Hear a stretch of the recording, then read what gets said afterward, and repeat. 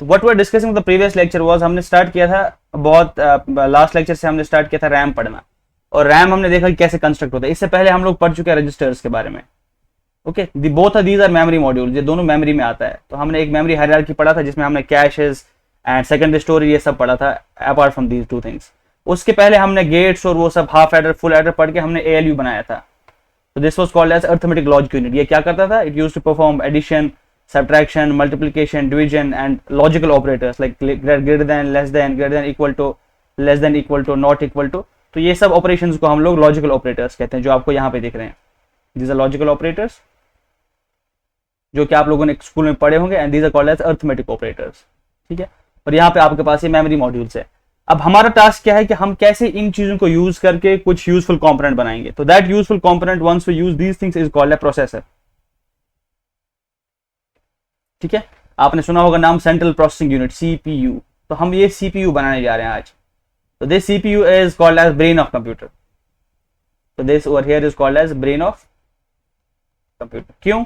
क्योंकि कंप्यूटर का ब्रेन इसलिए कहा जाता है इसको कि ये सारी कैलकुलेशन ये करता है। तो हम लोगों को ये डिफरेंट मॉड्यूल जो है इसमें इंटीग्रेट करने, और इन मॉड्यूल्स की हेल्प से हमें देखना है कि कैसे ये CPU जो है वो काम कैसे करता है। ओके, तो पहले हम थोड़ा सा हिस्ट्री पे जाते हैं। तो ये आइडिया आया कहां से पहले कि हम ये सारे कंपोनेंट्स को कैसे मिला सकते हैं? तो देयर वाज अ गाय जिसका नाम था जॉन वॉन न्यूमैन। ठीक है, उसने ये बताया कि हमारे पास तो ये मेमोरी है। नाउ इफ यू सी, ये मेमोरी में हमारे पास क्या हो सकता है? डेटा हो सकता है। ओके, और डेटा पे हम लोगों को कुछ ऑपरेशन करना पड़ता है। We have to operate on data. Operate का मतलब यह है कि डेटा हमारे पास है, उसको मैनिपुलेट करना होता है। तो उस चीज को, उस मैनिपुलेशन को करने के लिए हम लोग को कुछ चाहिए। तो वो क्या चाहिए होगा? हार्डवेयर। तो हार्डवेयर तो हमने बना दिया, लेकिन अब उस हार्डवेयर को बताना है कि करोगे क्या। ठीक है, उसको हम लोग सॉफ्टवेयर कहते हैं। तो what is a software then? Now we have hardware. अब हमने हार्डवेयर लेआउट कर दिया। अब सॉफ्टवेयर क्या होता है? This is set of instructions. Set of instructions यानी आपको अब इस हार्डवेयर को इंस्ट्रक्ट करना है, आपको बताना है इसको कि सब आपके रैम में कोई चीज पड़ा, आपने देखा वहां पे एक नंबर आपने स्टोर कर दिया, से नंबर 5 स्टोर कर दिया। तो आपने रैम में स्टोर कर दिया नंबर 7। तो आपने ये स्टोर कर दिया, उसके बाद आपने इसको ऐड कर देना। नाउ यू हैव दिस, तो this is data, this 5 and 7 this your data. Okay, and this doing this plus is your operation, ये आपका ऑपरेशन है। तो ये पूरा मिला के अगर आप कंप्यूटर को बोलोगे perform this 5 + 7, this whole thing can be called as an instruction. Instruction क्या होता है? एक कमांड दे रहे हो आप उसको, यानी कमांड आप उसको बता रहे हो कि आपको करना क्या है। Now that we have seen कि हार्डवेयर पूरा लेआउट हुआ है, अब हम लोग इसलिए सॉफ्टवेयर पे आ रहे हैं थोड़ा बहुत, लेकिन हमारा अभी हार्डवेयर कंपोनेंट पूरा मुकम्मल नहीं हुआ। मैं आपको सिर्फ बताऊंगा ये सॉफ्टवेयर के बारे में, थोड़ा बहुत इंफॉर्मेशन इसलिए दे रहा हूँ क्योंकि आप लोगों को CPU समझना है कि सेंट्रल प्रोसेसिंग यूनिट जो है वो प्रोसेस कैसे करता है चीजों को। क्योंकि अभी तो हमने हार्डवेयर बना दिया। ऐसी बात है कि जब गॉड या नेचर इंसान को बना रहा था तो उसने उसका हार्डवेयर बना दिया, फिर उसमें कुछ चीज डाला जिसको हम लोग जनरली रूह कहते हैं सपोज, तो वो हमारा सॉफ्टवेयर होता है। ये अब सॉफ्टवेयर क्या, हार्डवेयर तो आपने देख लिया। हार्डवेयर इज अ थिंग जिनको हम लोग टच कर सकते हैं। ठीक है, जिनको जो हमारे पास टेंजिबल है, that hardware can be seen. हमारे पास हार्डवेयर क्या है? उसको हम लोग देख सकते हैं, उसको हम लोग टच कर सकते हैं। लेकिन ये सॉफ्टवेयर क्या है? ना ही इसको देख सकते हो, ना ही इसको टच कर सकते हो। This is sort of abstraction. लेकिन ये क्या, इसमें क्या होता है? This contains set of instruction, यानी ये इंस्ट्रक्ट करता है इस हार्डवेयर को आपको चलना कैसे है। तो that's why software is very important. अब ये सॉफ्टवेयर आपको कोई पूछेगा क्या होता है, तो this is set of instructions. ये इंस्ट्रक्शंस क्या होंगी? तो this will be these instruction. जैसे मैंने आपको बताया एक एग्जांपल, 5 + 7 एक इंस्ट्रक्शन है। अगर मैं ऐसा लिखूं इसको, इफ 5 इज ग्रेटर देन 12, तो ये भी एक इंस्ट्रक्शन है। इसका वैल्यू ट्रू और फॉल्स आ जाएगा। सपोज क्या 5 बड़ा है 12 से नहीं है, तो इसका आंसर फॉल्स आ जाएगा। तो ये भी एक इंस्ट्रक्शन है, ये एक इंस्ट्रक्शन है, ये एक इंस्ट्रक्शन है। तो दिस इंस्ट्रक्शन इज सब अरिथमेटिक इंस्ट्रक्शन। ये वाला इंस्ट्रक्शन जो है लॉजिकल इंस्ट्रक्शन है। वैसे हमारे पास ऐसा होगा कि ये वाला मेमोरी मॉड्यूल को लोड कर दो, तो आपने देखा डिफरेंट टाइप्स के इंस्ट्रक्शंस हमारे पास हो सकते हैं। Now we will use these components, registers, RAM, ALU को हम लोग पुट टुगेदर करेंगे और हम CPU बनाएंगे उससे, और वो CPU पे हम लोग क्या करेंगे, उसको हम लोग कुछ इंस्ट्रक्शन देंगे और इंस्ट्रक्शन के बेसिस पे वो कोई काम करेगा। तो मैंने ये जॉन वॉन न्यूमैन का नाम क्यों लिया?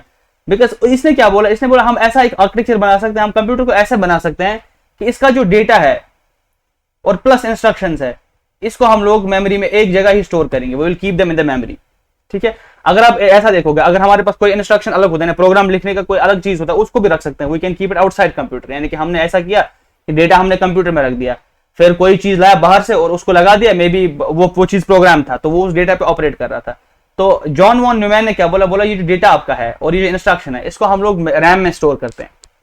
ठीक है, दोनों चीज, यानी कि डेटा भी रैम में रहेगा और इंस्ट्रक्शन भी रैम में रहेगा। फिर हम लोग डेटा को उठाएंगे, इसको फैच करेंगे, इंस्ट्रक्शन को फैच करेंगे और फिर उसको डिकोड करेंगे।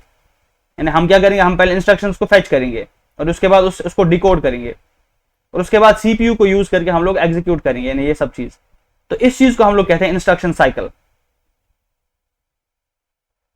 This is very important. जो वॉन न्यूमैन आर्किटेक्चर है, इसने क्या बोला, इसने सेपरेशन किया है। इसने बोला कि अगर बाहर से आप प्रोग्राम नहीं लगा पाओगे तो बेटर वुड बी हम क्या करेंगे, we will take this program and we will take this data, हम इनको स्टोर करेंगे एक ही जगह, रैम में हम लोग स्टोर करेंगे, और सीपीयू क्या करता रहेगा, सीपीयू इसको फेच करेगा, फिर इंस्ट्रक्शन को डिकोड करेगा और फिर एग्जीक्यूट करेगा, और ये साइकिल चलता रहेगा। एंड यहाँ पे हम लोग किसकी मदद यूज करेंगे, दैट्स कॉल्ड बेसिकली बसेस, वो बस से डेटा ट्रांसफर हो जाएगा। तो this architecture is called as von Neumann architecture. ये जो मैंने आपको बताया कि डेटा और इंस्ट्रक्शन का रैम में साथ में होना, so you will have data plus instructions in the RAM. ये सब किस में होगा, रैम में होगा। तो इसको हम लोग क्या कहते हैं, इसको हम लोग कहते हैं वॉन न्यूमैन आर्किटेक्चर। आर्किटेक्चर मतलब क्या होता है कि उसने बनाने का तरीका होता है, कैसे बनाओगे ये चीज को।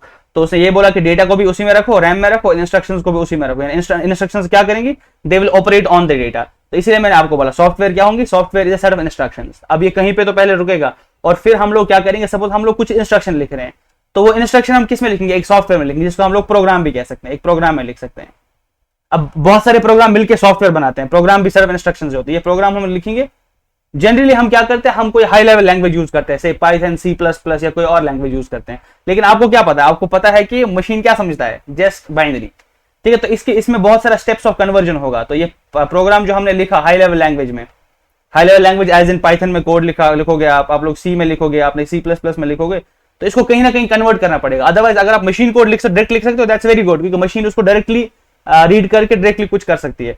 तो ये प्रोग्राम कहां जाएगा, उसके बाद ये प्रोग्राम का कन्वर्जन होगा बेस्ड ऑन के is this program compiler based, is this program interpreter based, उसका कोई ट्रांसलेशन होगा, कुछ ना कुछ तो ट्रांसलेशन होना चाहिए इसका।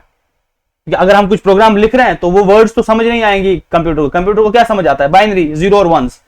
तो नेचुरल क्वेश्चन यही है कि अगर प्रोग्राम है तो बाइनरी में कैसे कन्वर्जन किया जाता है। तो हम लोग उसके लिए अलग से प्रोग्राम, उनको हम लोग कहते हैं कंपाइलर्स, हमारे पास होता है इंटरप्रेटर्स,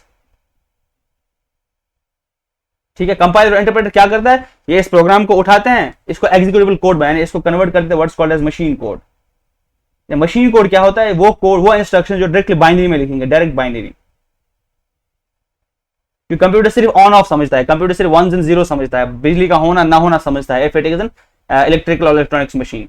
तो हमने क्या किया, हमने सोचा कि ये तो कोड बहुत मुश्किल लिखना होता है, तो what we can do is हम लोग किसी हाई लेवल में प्रोग्राम लिख देते हैं। लेकिन इसकी वजह से हमने खुद प्रॉब्लम क्रिएट किया, क्योंकि हम लोग डायरेक्ट इसको मशीन पे चला नहीं सकते। तो इसके लिए हमें लिखना पड़ता है कंपाइलर या इंटरप्रेटर। तो उसके बाद ये प्रोग्राम कन्वर्ट होगा मशीन कोड में, और मशीन कोड जो है वो एग्जीक्यूट होगा हमारे सीपीयू पे या हमारे कंप्यूटर में, वही एग्जीक्यूट होगा। जो आपको बोला, ये वॉन न्यूमैन आर्किटेक्चर क्या बोलता है कि आपका जो डेटा है और आपका जो इंस्ट्रक्शन है एक ही जगह रहेगा, जिसको हम लोग रैम कहते हैं, ठीक है। और फिर सीपीयू क्या करेगा, सीपीयू करेगा फेच, सीपीयू डिकोड करेगा और एग्जीक्यूट करेगा, यानी ये इंस्ट्रक्शन साइकिल चलाता रहेगा, कंटिन्यूअसली एक साइकिल चलाता रहेगा, ठीक है। तो अब हम लोग ये जो कंपोनेंट्स मैंने आपको पहले से स्टार्ट में बताया, रजिस्टर है हमारे पास, रैम है, एएलयू है, इनको हम लोग एक साथ बिठाते और हम देखते हैं कि सीपीयू को बनाते कैसे हैं। तो I will here wait for maybe a couple of seconds to take questions if you have. किसी का कोई सवाल है?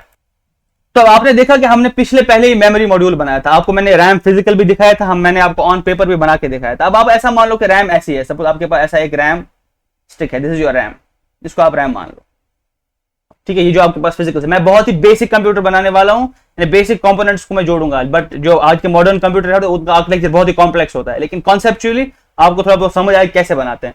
आपको पता है कि रैम में क्या होता है, रैम में एड्रेस होता है और एड्रेस में फिर डेटा होता है। सपोज यहाँ पे मेरे पास एड्रेसेस होंगे, तो आई हैव दिस एड्रेस और यहाँ पे मेरा डेटा होगा।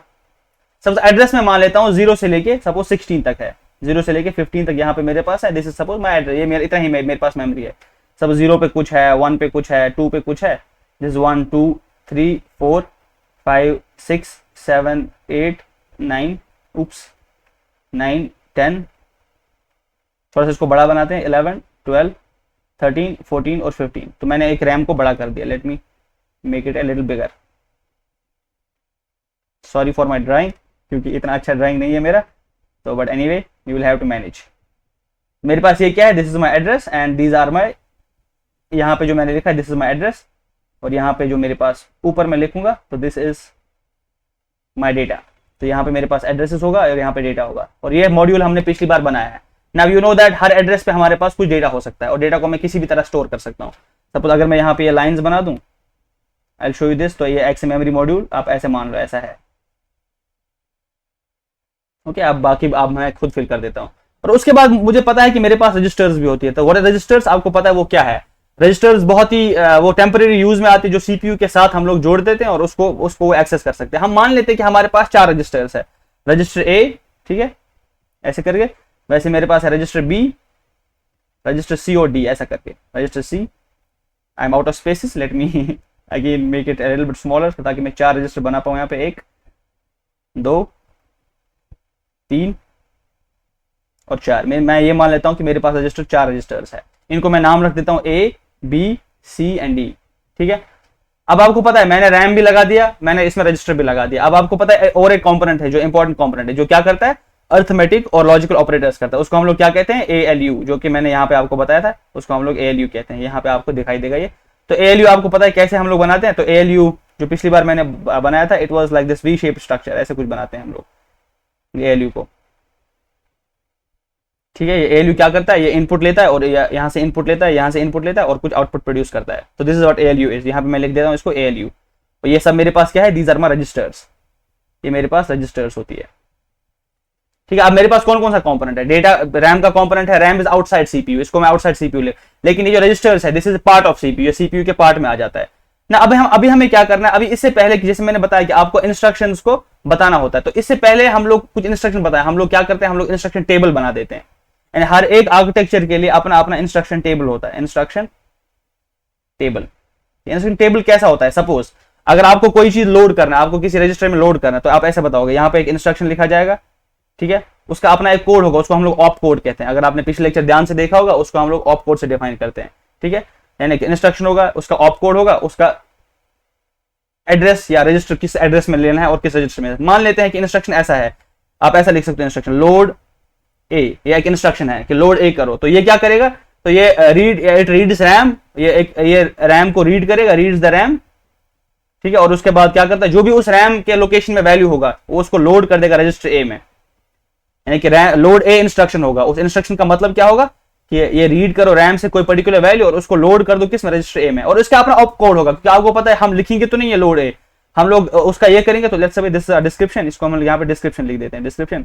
और इसका अपना ऑपरेशन कोड होगा, ऑप कोड होगा। तो ऑप कोड मान लेते हैं इसका 0100 है। जैसे ये 0100 दिखा तो वो क्या करेगा, तो वो लोड ए करेगा, यानी कि रैम में जाएगा और वहां पे जो भी उस एड्रेस पे पर्टिकुलर कोई डेटा होगा तो उसको उठाएगा और उसको लोड करेगा रजिस्टर ए में, ठीक है।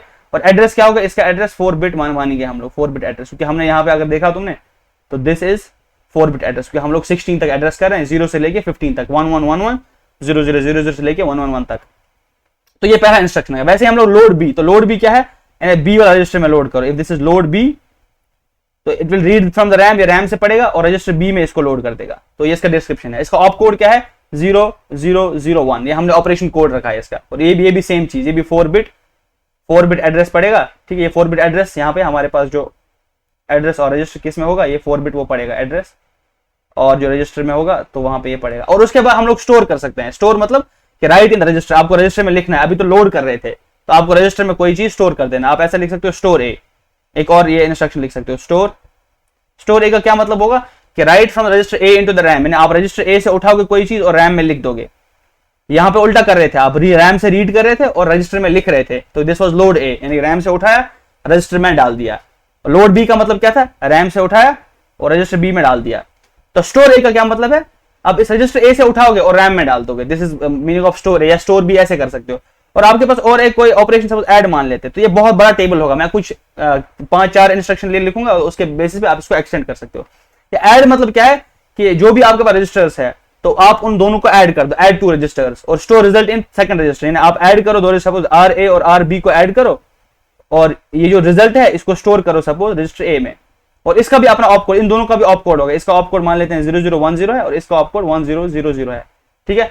इसमें भी ये 4 बिट एड्रेस पड़ेगा, लेकिन इसमें ये क्या करता है, एड्रेस डिफरेंटली पड़ता है, ये 2 बिट्स का एड्रेस पड़ता है, क्योंकि हमारे पास 4 रजिस्टर्स है सिर्फ, तो हमें एक रजिस्टर को एड्रेस करने के लिए सिर्फ 2 बिट्स चाहिए। तो ये क्या करेगा, 2 बिट रजिस्टर और 2 बिट एक दूसरे रजिस्टर के लिए, this is for 1 and this is for second register, क्योंकि आपने देखा ऐड का मतलब इसको 2 रजिस्टर चाहिए होगा, से ए एंड बी, तो उसके कॉरेस्पॉन्डिंग ये एड्रेस 1 और एड्रेस 2 पड़ेगा। तो ये मेरे पास जो मैंने अभी बनाया इसको हम लोग कहते हैं इंस्ट्रक्शन टेबल। तो इंस्ट्रक्शन टेबल फिर से मैं बता देता हूं कि हर एक इंस्ट्रक्शन का कॉरेस्पॉन्डिंग अपना ऑप कोड होता है और उसका डिस्क्रिप्शन होता है। अगर आप बहुत पुराने सपोज 1980s या 1990s के मशीन्स खरीदते हैं, उनके पास अपना एक पूरा मैनुअल आ जाता है, उनके पास वो सपोर्ट इंस्ट्रक्शन होता है कि ये कौन सी इंस्ट्रक्शन को सपोर्ट करता है। तो मैंने यहाँ पे एक बिल्कुल सिंपल सा सीपीयू बनाया। तो उस सीपीयू में अभी क्या मैंने लगाया, अभी तो मैंने सिर्फ रजिस्टर 4 रखी और एक रैम रखा मैंने उसमें उसको मैंने एक्सटर्नल मेमोरी दे दिया, क्योंकि मैं कौन सा आर्किटेक्चर फॉलो कर रहा हूँ, वॉन न्यूमैन आर्किटेक्चर, जो आपको यहाँ पे दिख रहा है वॉन न्यूमैन आर्किटेक्चर में फॉलो कर रहा हूँ, जिसमें डेटा और इंस्ट्रक्शन दोनों ही रैम में स्टोर होंगे। तो इसीलिए मैंने पहले रैम रखा, इसमें मैं डेटा रखूंगा और इसमें मैं इंस्ट्रक्शन रखूंगा।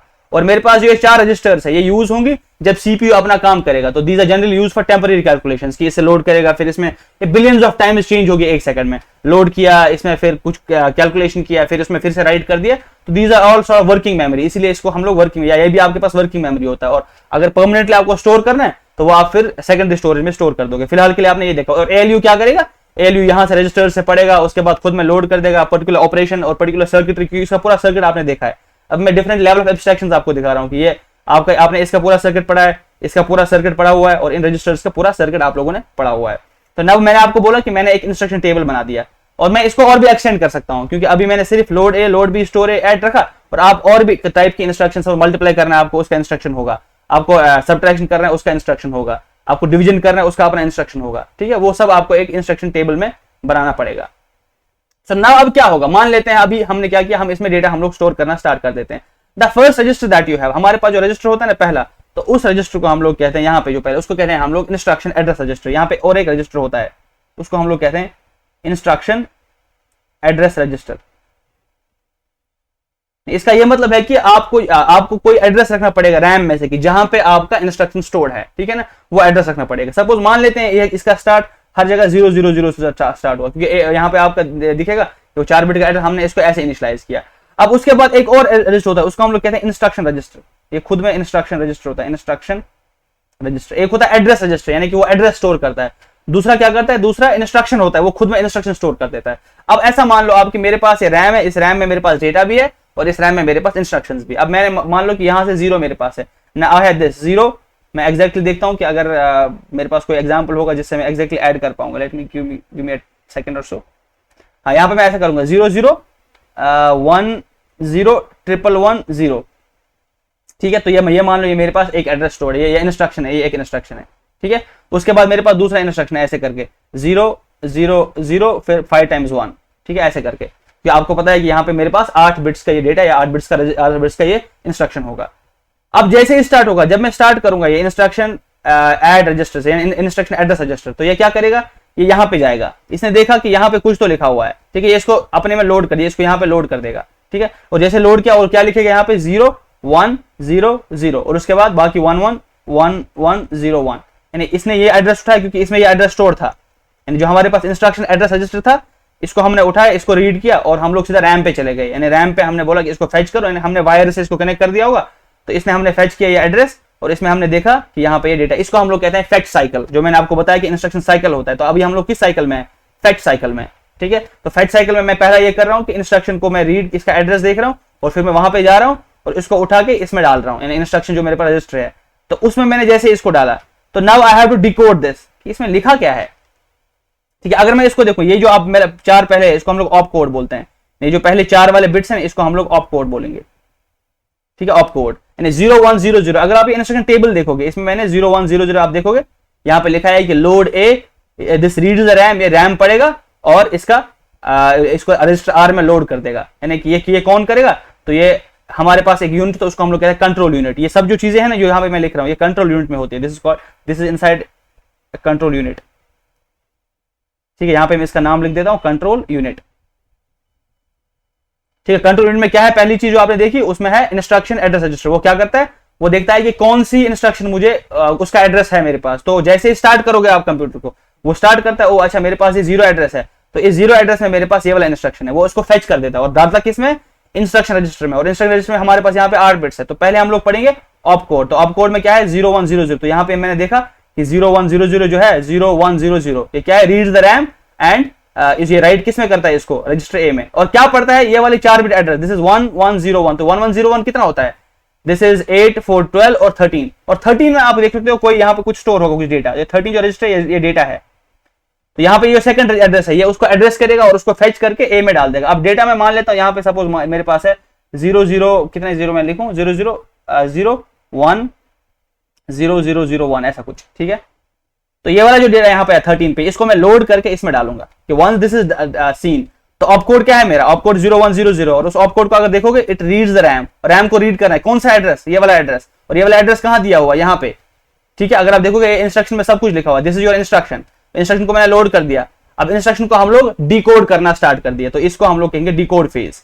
जैसे हमने फेच किया, फेच तो कंप्लीट हो गया, उसके बाद हम लोग डिकोड कर रहे हैं। डिकोड में क्या हो रहा है, ये आप देख सकते हो, डिकोड में हम लोग यहाँ पे जा रहे हैं और ये इसको हमने डिकोड किया, इसका मतलब है ऑप कोड, इसका मतलब है एड्रेस, एड्रेस पे गए और यहाँ पे हमने इसको लोड कर दिया। तो ये भी जो भी डेटा था यहाँ पे 00000001 तो यहाँ पे मैंने ये डेटा को लोड कर दिया। तो यहाँ पे ये जो है ये वाला डेटा है।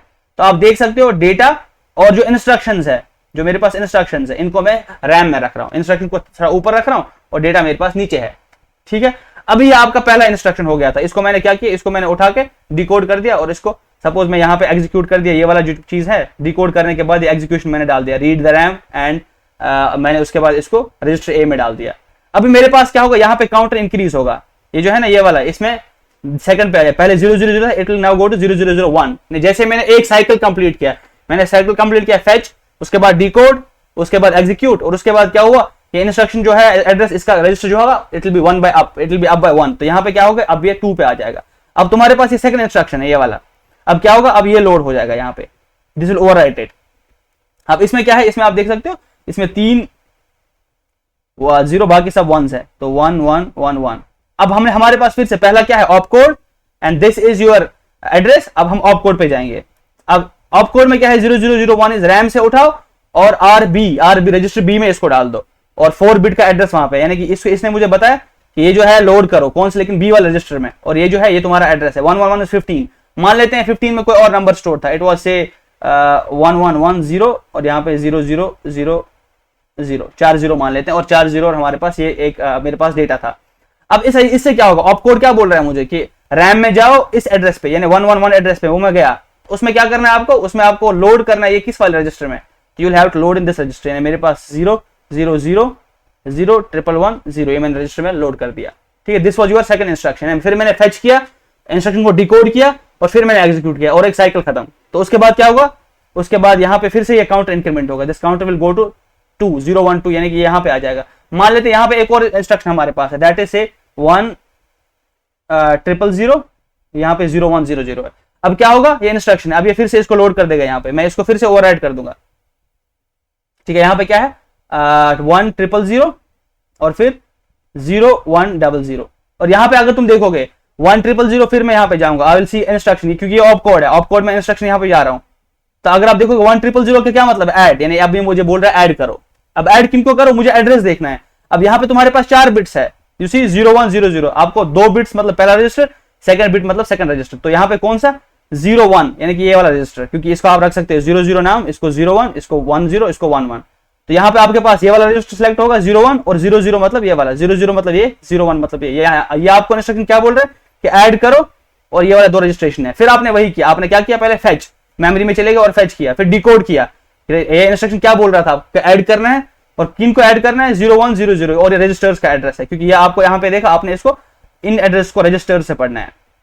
और यहाँ पे जो आपकी 3 इंस्ट्रक्शन दिया आपको रैम से पढ़ना था, तो यहाँ पे आपको रजिस्टर से पढ़ना था। अब आप रजिस्टर से पढ़ा तो क्या पढ़ा आपने 0001, यहाँ से ये आपने वैल्यू पढ़ा और यहाँ से आपने ये वैल्यू पढ़ा, और इनको आपको ऐड करना है। तो ये कहाँ दोगे आप, this will go as an input to ALU, ठीक है। इसको आप ये ALU में इनपुट दे दोगे।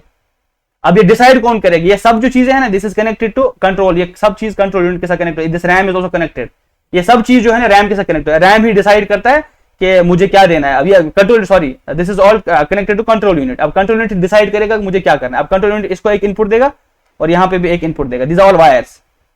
अब वो क्या करेगा, इनपुट A दे देगा, इनपुट B दे देगा, और इसको बताएगा कि तुम्हें ऐड करना है, और यहाँ पे ऐड करेगा। और ये ALU क्या करेगा, आपने देखा है कि हमारे पास एक फुल एड्रेस सर्किट होता है, इन दोनों को ले लेगा और ALU के थ्रू पास करेगा, और यहाँ पे आपके पास आउटपुट आ जाएगा, जो कंट्रोल रजिस्टर आप वापस ले लेगा। और यहाँ पे एक टेम्पररी रजिस्टर होता है, जो टेम्पररी रजिस्टर वहां पे वो स्टोर करेगा अपना रिजल्ट, ठीक है। फिर से मैं यहाँ पे बताता हूँ, दिस योर इनपुट, और ये भी ये फिर से इनपुट है, और यहाँ पे आपको एक आउटपुट मिल रहा है। तो now what will happen is, register A में आपका क्या स्टोर था, सपोज रजिस्टर ए में आपके पास यहाँ पे स्टोर था 010000001 ये आपका स्टोर था इसमें रजिस्टर ए में, मान लेते हैं। रजिस्टर बी में आपके पास क्या स्टोर था?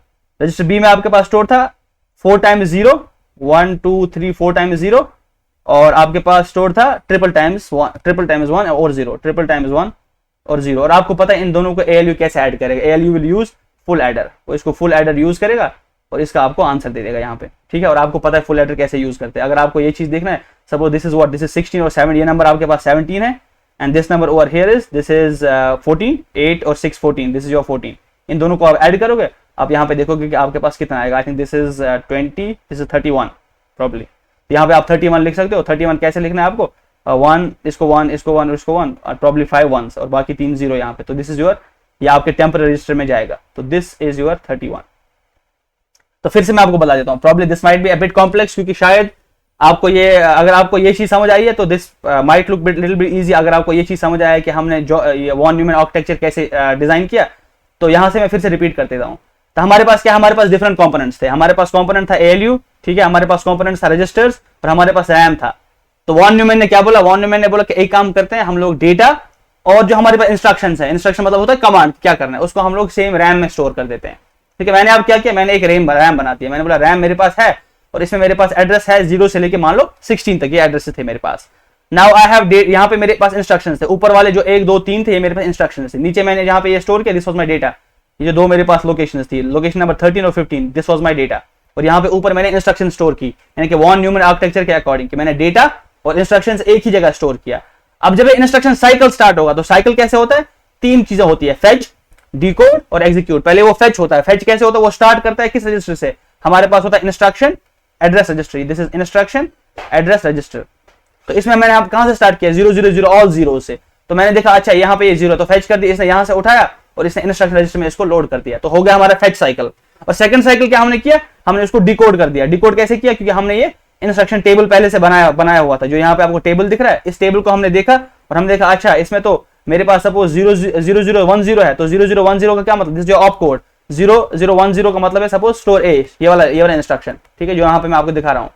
इसमें आप ये एड्रेस से उठाओ, रजिस्टर आर में लोड कर दो, यानी रैम से आपको उठाना है सपोज, या व्हाटएवर दिस वाज। अभी तो हमारे पास डिफरेंट है, this is some different address, लेकिन आपको पहले लोड करना था सपोज ये वाला 0 1 0 0, आपने रैम से उठाया और उसको RA में लोड कर दिया, वो आपने यहाँ पे एग्जीक्यूट कर दिया। फिर यानी पहले फेच हुआ, फिर उसने डिकोड किया और फिर आपने क्या किया? उसके बाद एग्जीक्यूट कर दिया। यानी 3 स्टेप का प्रोसेस होता है इंस्ट्रक्शन साइकिल में। यानी इस चीज को इसलिए हम लोग कहते हैं इंस्ट्रक्शन साइकिल। फेच किया, डिकोड किया, एग्जीक्यूट किया। तो हमने पहला क्या किया था? लोड करो रजिस्टर ए में। Second instruction was load in B. अगर मैं इसको लिखूं तो मेरे पास ऐसा था, लोड ए, वो कुछ वैल्यू था मेरे पास, कुछ लोड R1 में कुछ वैल्यू लोड करना था, फिर लोड R2 में कुछ, यानी RA या RB में कुछ लोड करो। मेरे पास 2 सेकंड रजिस्टर था।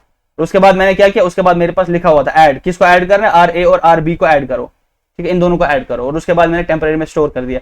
तो ये जो यहाँ पे आपको दिखा, दीज वर 3 इंस्ट्रक्शंस, ये 3 इंस्ट्रक्शंस थी, ठीक है। और ये 3 इंस्ट्रक्शंस थी और यहाँ पे 3 बार साइकिल चला, फेच, ठीक है, डिकोड और एग्जीक्यूट हुआ। 3 बार ये इंस्ट्रक्शन साइकिल चला। तो इसमें क्या किया? पहले इसमें भी फेच हुआ, डिकोड हुआ और एग्जीक्यूट हुआ, फेच हुआ, डिकोड हुआ, एग्जीक्यूट हुआ, फेच, डिकोड, एग्जीक्यूट इंस्ट्रक्शन। जब आप किसी भी प्रोग्राम में, इवन आप कैलकुलेटर पे लिखते हो ना 2 + 3, this is not just one instruction, ये मल्टीपल इंस्ट्रक्शंस हो सकती है, क्योंकि पहले इस 2 को लोड करना है, फिर इस 3 को लोड करना है, फिर इनको ये इंस्ट्रक्शन देना है कि इसको ऐड कर दो, ठीक है, ये मल्टीपल इंस्ट्रक्शंस हो सकता है। तो वहां पे लेकिन क्या है, अब जब मैंने एक साइकिल आपको बोला कि ये एक साइकिल हुआ, ये बिलियंस ऑफ टाइम्स हो सकता है आजकल, ठीक है। तो अगर आप अपने प्रोसेसर को अभी देखोगे ना, you will have processor speed, उसमें आपको दिखेगा कि 2.4 गीगाहर्ट्ज, ठीक है। हर्ट्ज मतलब होता है कि 1 सेकंड में कितनी बार, अगर मैंने एक इंस्ट्रक्शन किया 1 सेकंड में, तो मेरा जो स्पीड है दैट इज 1 हर्ट्ज, यानी मैं एक इंस्ट्रक्शन 1 सेकंड में कर रहा हूं, दैट इज 1 हर्ट्ज।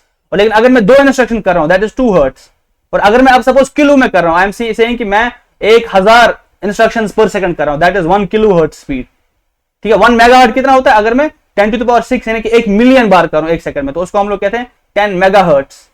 और यहाँ पे आपने देखा गीगाहर्ट्ज, आपका जो प्रोसेसर आपके लैपटॉप में अभी लगा जिससे आप देख रहे हो, उसमें गीगाहर्ट्ज का प्रोसेसर लगा हुआ। गीगाहर्ट्ज मतलब 10⁹, इतने सारे वो इंस्ट्रक्शन साइकिल्स 1 सेकंड में करता है, जो मैंने आपको यहाँ पे बता दिया। तो इसलिए ये सब जो ये सब कौन ध्यान रखता है? इसमें एक और कंपोनेंट होता है, उसको हम लोग कहते हैं क्लॉक।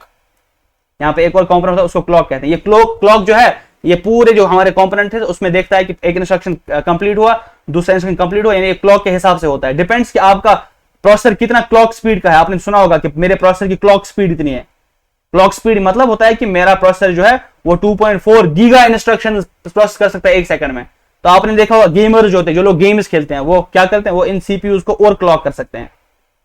ओवर क्लॉक मतलब उसको बोलते हैं और फास्ट चलो, क्योंकि जो बनाने वाले होते हैं ना वो जनरली उसको एक नॉर्मल पेस पर रखते हैं। फिर हम जैसे लोग जो गेम खेलते हैं उनको पता है कि मुझे बहुत कंप्यूट पावर चाहिए, तो वो क्या करते हैं, वो इस सीपीयू को ओवर क्लॉक करते हैं। लेकिन प्रॉब्लम ओवर क्लॉकिंग का ये है कि सीपीयू जल सकता है, ठीक है, बहुत पावर ले लेगा और एक बार से बहुत हीट हो जाएगा। और अगर आपने सीपीयू देखा होगा इतना सा छोटा होता है, जिसको हम लोग प्रोसेसर कहते हैं, वो ऐसा छोटा होता है। जो हमारे होम सेंटर में उन्होंने देखा होगा छोटा सा होता है और उसमें नीचे पिन्स होती है। If I can show you a picture, till that if you have any question you can ask me, I will show you a picture. ये जो आप यहाँ पे इमेज देख रहे हो ना, दिस इज ऑफ प्रोसेसर। इसमें सब कुछ जो है मैंने जो भी आप लोगों को बताया, ये जो इमेज आपको दिख रहा है यहाँ पे, दिस इज द प्रोसेसर। और इसमें ये सब कंपोनेंट होता है। इसमें क्या क्या होता है, इसमें रजिस्टर्स होती है, इसमें आपका क्लॉक होता है, इसमें आपका एएलयू है, इसमें आपका कंट्रोल यूनिट है, ये सब यूनिट इसमें है। Apart from the RAM, RAM तो डिफरेंट होता है, रैम भी आपको मैंने दिखाया, और रैम इज समवट डिफरेंट। तो दिस इज योर प्रोसेसर। ये जो प्रोसेसर है ना, शायद इंटेल का कोई प्रोसेसर हो सकता है, इंटेल i7, इंटेल i5। देखिए ये इंटेल का प्रोसेसर है, एक बड़ी सी कंपनी है इंटेल जो प्रोसेसर बनाती है, AMD भी प्रोसेसर बनाती है, ठीक है। I hope this is visible to you people.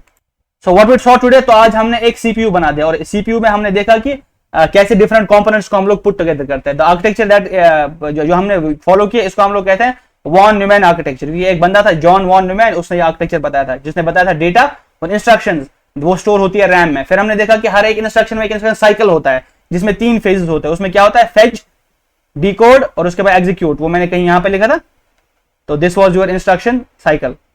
Oops, I can not find it. Fetch, उसमें उसके बाद डिकोड और उसके बाद आपका एग्जीक्यूट होता है। डिपेंड करता है कि आपका जो सीपीयू है वो कितनी बार इंस्ट्रक्शन, ये एक इंस्ट्रक्शन साइकिल कंप्लीट करता है, उसका उतना क्लॉक स्पीड होता है। जैसे मैंने आपको बोला कि अगर एक इंस्ट्रक्शन पर सेकंड किया जाए, एक इंस्ट्रक्शन पर सेकंड, तो हमारी स्पीड जो होगी 1 हर्ट्ज होगी। लेकिन आपने अभी खुद देखा कि सीपीयू की स्पीड होती है 2.5 गीगा हर्ट्ज, ठीक है। गीगा का मतलब आपने देखा 10 to the power 9, 2 into 2.5 into 10 to the power 9 instruction ये पर सेकंड करता है, इंस्ट्रक्शन पर सेकंड। इतनी सारे इंस्ट्रक्शन सेकंड में होती है। तो you can overclock your CPU. Overclock से क्या होता है कि आप अपना स्पीड जो है बढ़ा सकते हो। दैट मींस कि आप जो इंस्ट्रक्शंस 1 सेकंड कर सकते हो वो ज्यादा आप कर सकते हो। और आप एक और चीज भी कर सकते हो, दैट्स फॉर अंडरक्लॉकिंग। अंडरक्लॉकिंग का ये मतलब है कि अगर आपको बैटरी बचाना है, आपको लगता है कि यार मेरा डिवाइस तो है वो बैटरी पे चलता है, तो मैं अंडरक्लॉक कर दूंगा सीपीयू को। जनरली मेरा क्लॉक स्पीड 2 गीगाहर्ट्ज था, इसको मैं रखूंगा 1 गीगाहर्ट्ज पे, क्योंकि मेरा 1 गीगाहर्ट्ज में काम चल रहा है, लेकिन मेरी बैटरी कम खा रही है। अभी आपने जो लैपटॉप देखा उसमें क्या था, उसमें डायनेमिक क्लॉकिंग था। डायनेमिक क्लॉकिंग जनरली होती है उन डिवाइस में जिनमें बैटरी लगा होता है। क्यों? क्योंकि वो डायनेमिकली देखता है कि मुझे कितना इंस्ट्रक्शन चाहिए अभी, तो उसी हिसाब से वो डायनेमिक चेंज करता रहता है। कभी 1 गीगाहर्ट्ज रखेगा, और जैसे लोड ज्यादा पड़ा तो 2 गीगाहर्ट्ज कर देगा, और जैसे कम लोड पड़ा फिर से इसको 1.5 गीगाहर्ट्ज कर देगा। वो डायनेमिकली इस चीज को चेंज करता रहता है। क्यों? क्योंकि उसको बैटरी जो है वो सेव करना पड़ता है। तो this is what we saw. तो आज क्या हमने किया, आज हमने सीपीयू बना दिया, और ये इंस्ट्रक्शन टेबल भी आपको मैंने बता दिया कि ये इंस्ट्रक्शन टेबल पहले ही बनाया जाता है। इसमें क्या होता है कि इंस्ट्रक्शन लिखा जाता है और उसका ऑप कोड होता है, और ऑप कोड के डिस्क्रिप्शन होता है, और यहाँ पे मैंने देखा कि एड्रेस कौन सा पढ़ना होता है। तो this is all for today's class. अगर किसी का क्वेश्चन है तो वो मैं ले सकता हूँ।